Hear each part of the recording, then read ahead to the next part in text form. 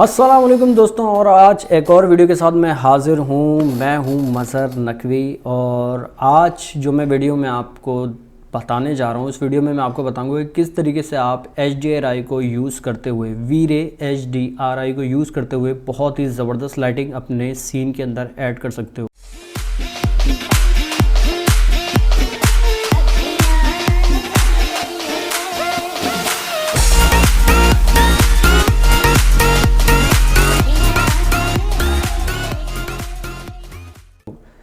Basically HDRI आप सभी को पता है कि HDRI होता क्या है। HDRI का अगर आप मुकम्मल तौर पर यूजिंग सीख गए तो आप यकीन माने आपकी ज़िंदगी आसान हो जाएगी।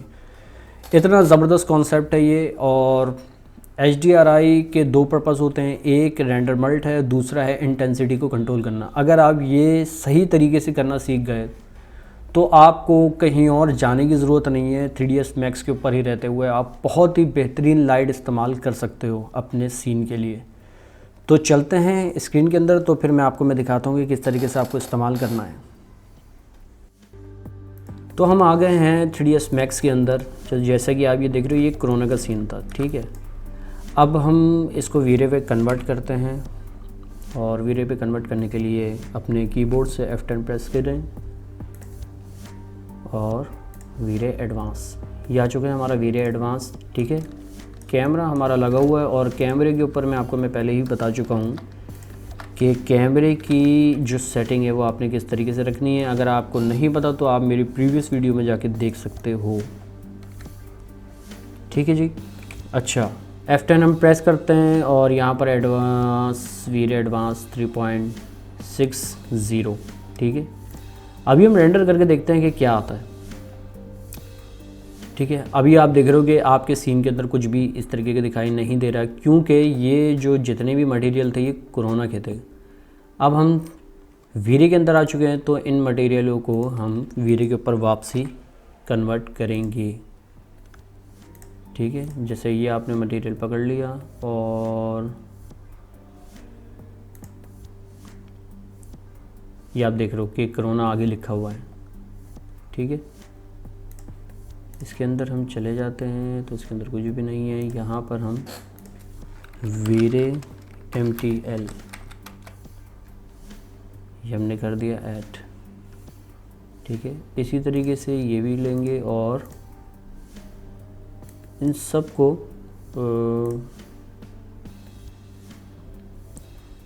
बल्कि मैं पूरा का पूरा इसके अंदर मैं ऐड कर देता हूँ, ठीक है। ये वी-रे का हमने सारा इसके ऊपर ऐड कर दिया है मटेरियल। तो अब अभी आप जैसे कि देख रहे हो कि ये कितना ब्राइट हो रहा है, ठीक है। तो सबसे पहला काम क्या करेंगे, सबसे पहला काम आप ये करेंगे कि आप कैमरे को लें, क्योंकि इसके कैमरे की जो सेटिंग थी वो मैंने कोरोना के हिसाब से रखी हुई थी। तो सबसे पहले यहाँ पर आ जाएं, ठीक है। ये आप 120 कर लें, सॉरी 120 कर लें, और इसके बाद आ जाएं आप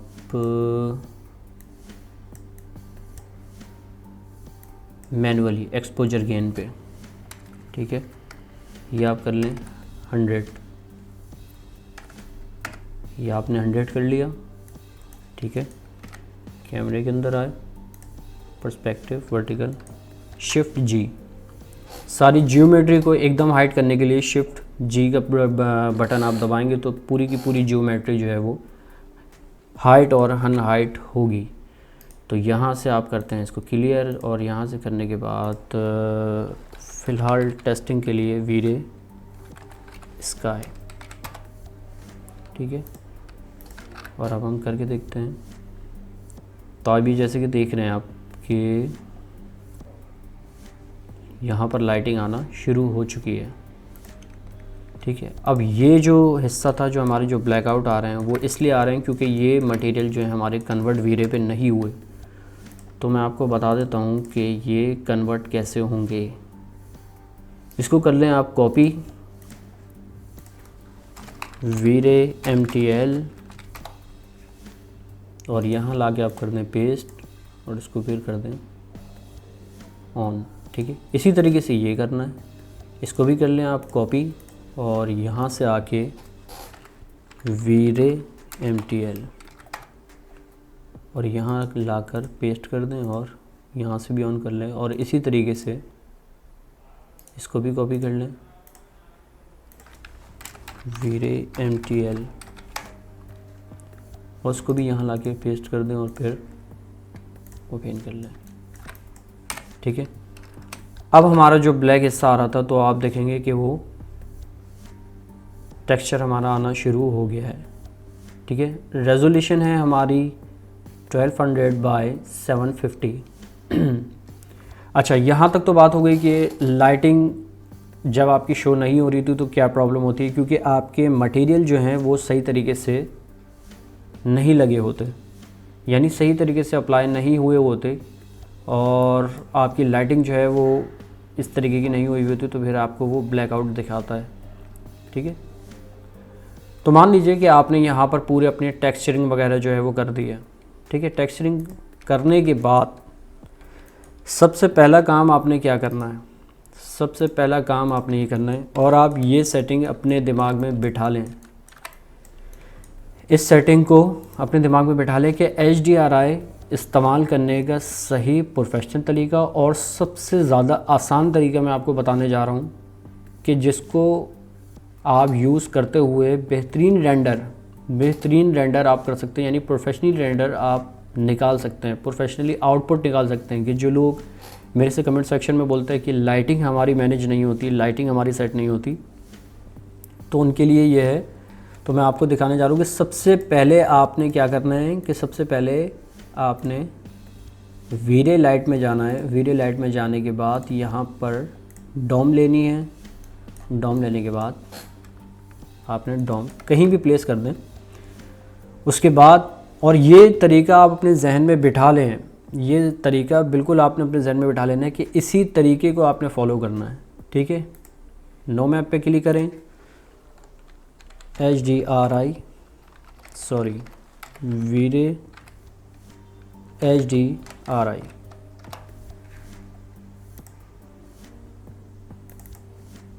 और आप कोई भी HDRI ले सकते हैं।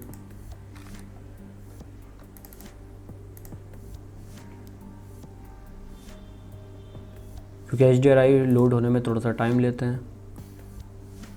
इनकी रेजोल्यूशन के ऊपर होता है 8K के हैं या आगे लिखा हुआ है 8K 4K, तो इस तरीके के होते हैं। अभी तो मेरे पास फ़िलहाल इतने HDRI नहीं हैं, लेकिन जो हैं वो मैं करके मैं आपको दिखा रहा हूँ।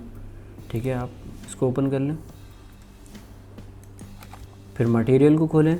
मटेरियल को खोलने के बाद यही HDRI सेम इंटेंस कर दें। ठीक है, और फिर देन यही HDRI drag and drop to environment. बस आपका काम हो चुका है। अब HDRI को देखने के लिए आप कीबोर्ड से Alt+B दबाएं, यूज़ इन्वायरमेंट बैकग्राउंड पे क्लिक करें और अप्लाई टू एक्टिव व्यू।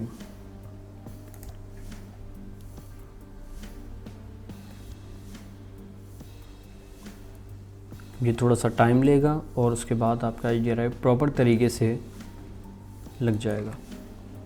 ठीक है, ये आपका पीछे HDRI आ चुका है और आप इसकी रोटेशन मूव करना चाहें तो इस तरीके से भी मूव कर सकते हैं। इसकी रोटेशन अपने हिसाब से अपने अकॉर्डिंग कहीं भी आप सेट कर सकते हैं। क्योंकि मेरा सीन काफ़ी ज़्यादा हैवी हो चुका है, ये HDRI 8K है, ये आप देख रहे होंगे ये 8K है, तो जब भी इस वजह से ये इतना हैंग कर रहा है। अगर ये HDRI 2K होता या उससे कम रेजोल्यूशन होती तो ये बआसानी हो जाता।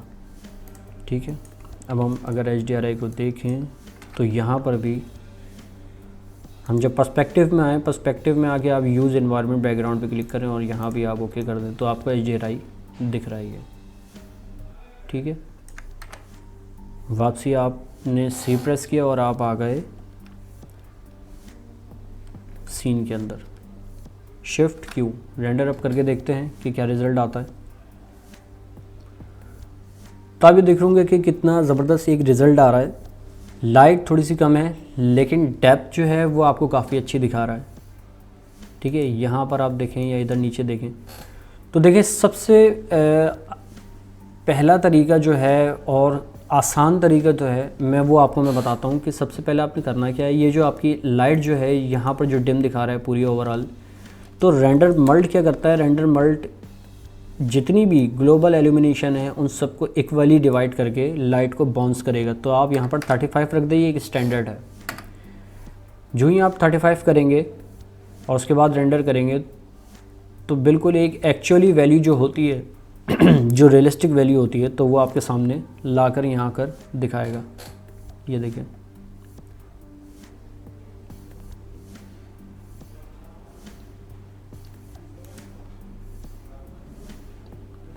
क्योंकि ये भी ब्राइट इस वजह से बहुत ज़्यादा दिखा रहा है क्योंकि हमने चीज़ें मज़ीद इसके अंदर ऐड नहीं करी हुई या मटेरियल इस पे जो है हमने नहीं प्रेस किए हुए, इस वजह से बहुत ज़्यादा ब्राइट दिखा रहा है। तो आप यहाँ से इसकी वैल्यू को कम कर दें। अच्छा, तो हमने वैल्यू इसकी जो है वो कम कर दी थी। ठीक है, 25 कर दी थी। अब इसको मज़ीद थोड़ी सी और कम कर देते हैं, तो इसको हम ले जाते हैं 15 पे। ठीक है, ये आ गई हमारे 15 के ऊपर और दोबारा हम इसको रेंडर करके चेक करते हैं।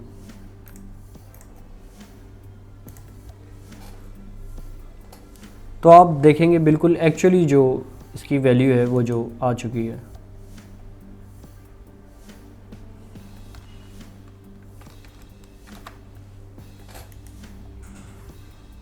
ठीक है, इस तरीके से जो है आपकी लाइटिंग, अगर आप मटेरियल को आप अच्छे तरीके से हैंडल करना सीख गए ना तो आप बहुत अच्छी मार्केट में आप कदम रख सकते हो। बहुत अच्छा आपको एक्सपोजर उसका जो है मिलेगा।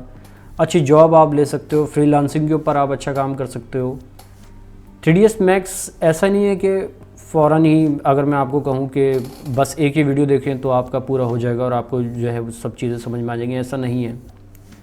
आपको हर चीज़ को मैनेज करना आना चाहिए, हर चीज़ को समझना आना चाहिए कि कौन सी चीज़ क्या होती है, कैसे होती है। ठीक है, तो समझ के करें, अच्छा काम करें, अच्छी वैल्यू जो है वो प्रोवाइड करें। और ये हमारा जो है वो तकरीबन 96 गज़ का एक घर है। ठीक है, छोटा सा घर है, तो उसके ऊपर मैं आपको एग्जाम्पल करके दिखा रहा हूँ क्योंकि बड़े प्रोडक्ट के ऊपर हम नहीं कर सकते थे। तो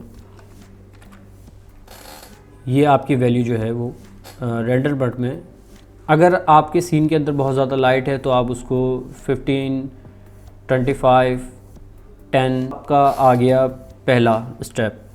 ठीक है, अब मैं इसका दूसरा स्टेप बताता हूँ। अच्छा, आपने पहला स्टेप देख लिया। दूसरा स्टेप क्या है कि वापसी हमने रेंडर मल्ट को कर दिया 1.0। ठीक है, अभी रेंडर करके देखते हैं कि हमारे सामने क्या रिज़ल्ट है। ये वही रिज़ल्ट आ गया कि जो पहले था। अब जो पीछे की जो लाइट है, ये इसके ऊपर पड़ने वाली लाइट, तो इनको कैसे कंट्रोल करें वो भी मैं आपको बताता हूँ। आप क्या करेंगे, आप गए डॉम के अंदर, डॉम को आपने सेलेक्ट किया, 1 दबाया कीबोर्ड से। इसकी इंटेंसिटी जो है मल्टीप्लायर, उसको आप अभी 1 था, अभी आप 10 कर दें तो आप देखते हैं क्या रिज़ल्ट आ रहा है। तो जैसे आप 10 करेंगे तो उसके अंदर सीन के अंदर लाइट आना शुरू हो जाएगी और पीछे का जो हमारा HDRI लगा हुआ है ये भी ब्राइट होना शुरू हो जाएगा। ये है दूसरा तरीका। अगर आप रेंडर मल्ट को आप यूज़ नहीं करना चाहते तो आप मैनुअली इसके मल्टीप्लायर के साथ उसकी वैल्यू को इंक्रीज़ करके आप रेंडर को इस तरीके से कर सकते हैं। बहुत ही इजी स्टेप है, कोई इसमें रॉकेट साइंस नहीं है, कोई इसके अंदर ऐसी कोई चीज़ नहीं है कि आपको ना समझ में आने वाली चीज़ हो। बहुत ही अच्छे तरीके से, बहुत ही इजीली स्टेप के साथ आप कर सकते हैं। जैसे कि मैं आपको अभी करके दिखाता हूँ कि यहाँ पर अभी मैं गिलास वगैरह लगा देता हूँ तो हमारा क्या रिज़ल्ट बनता है। ठीक है, तो गिलास मैं आपको लगे हाथ बता देता हूँ कि गिलास असल में गिलास की एक्चुअल वैल्यू होती क्या है। ठीक है, आपने कोई भी मटेरियल स्लॉट ले लेनी है और उसके ऊपर कलर आपने कर देना है ब्लैक, जेट ब्लैक। रिफ्लेक्शन में आएंगे 162, इसको आप कर दें फुल रिफ्रैक्शन को, ठीक है जी। और अब हम इसको अप्लाई कर देते हैं इसके ऊपर।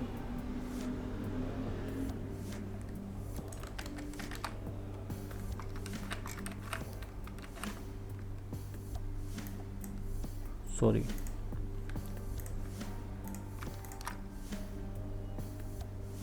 यहाँ पर अप्लाई हो गया, इसके साथ यहाँ पर अप्लाई हो गया, इसके साथ इधर भी अप्लाई हो गया गिलास, ठीक है।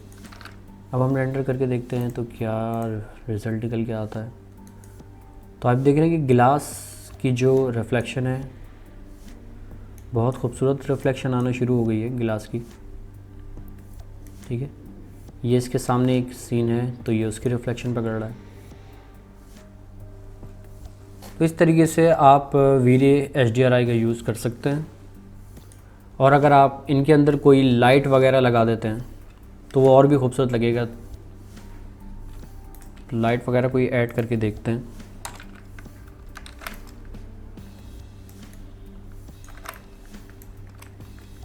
यहाँ से गए हम वीरे लाइट, अब प्लेन यूज़ करते हैं ऑटो ग्रेड, यानी सॉरी, ये असल में ऑटो ग्रेड अभी इस वजह से नहीं ले रहा क्योंकि ये मॉडल स्केचअप का है। अगर मॉडलिंग आप 3ds Max की करते हैं तो उसके अंदर कोई भी प्रॉब्लम आपको नहीं आएगी, ठीक है। इसको थोड़ा सा बड़ा कर लेते हैं, इसको ऊपर कर लेते हैं और वैल्यू इसकी क्या थी, इसकी लाइट की मल्टीप्लायर 30 रख लेते हैं। और उसके बाद फिर रेंडर करके देखते हैं। इस दफ़ा हम रेंडर करेंगे रीजन में, तो विजिबिलिटी इनविजिबल, इसको कर देते हैं 500 और अब करके देखते हैं। तो आप देख रहे हैं कि इस तरीके से काफ़ी खूबसूरत रिज़ल्ट आप अपने सीन के अंदर दिखा सकते हो, ठीक है। तो ये है दोस्तों वीरे HDRI, जिसका इस्तेमाल मैंने आपको बताया। इसके ऊपर मज़ीद भी वीडियोस आती रहेंगी और मज़ीद डिटेलिंग वीडियो भी मैं इसके ऊपर आपके लिए लाता रहूँगा। और बस इसी तरह हमारे साथ बने रहिए, हमारे चैनल को सब्सक्राइब करें, शेयर करें और कमेंट सेक्शन में अपनी राय का इज़हार ज़रूर करें। अगर आप ये चाहते हैं कि अगर आप इसी तरीके की वीडियो और आपको मिलें, यानी और कुछ सीखने को मिले, तो आप हमें कमेंट सेक्शन में आप लाजमी हमें बताइएगा, ठीक है। सो इस वीडियो के साथ इजाज़त चाहता हूँ। मिलते हैं किसी नेक्स्ट वीडियो में मज़ीद 3ds Max की क्लासेस के साथ, स्केचअप की क्लासेस के साथ, वीरे रेंडरिंग के साथ और कोरोना रेंडरिंग अभी जो मैं कर रहा हूँ उसके ऊपर भी मुझे वीडियोस बनानी है।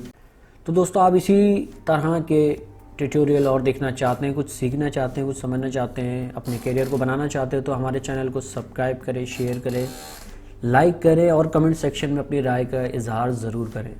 अपना बहुत ख्याल रखिएगा, हमें दुआ में याद रखिएगा। अल्लाह हाफिज़ एंड गुड बाय।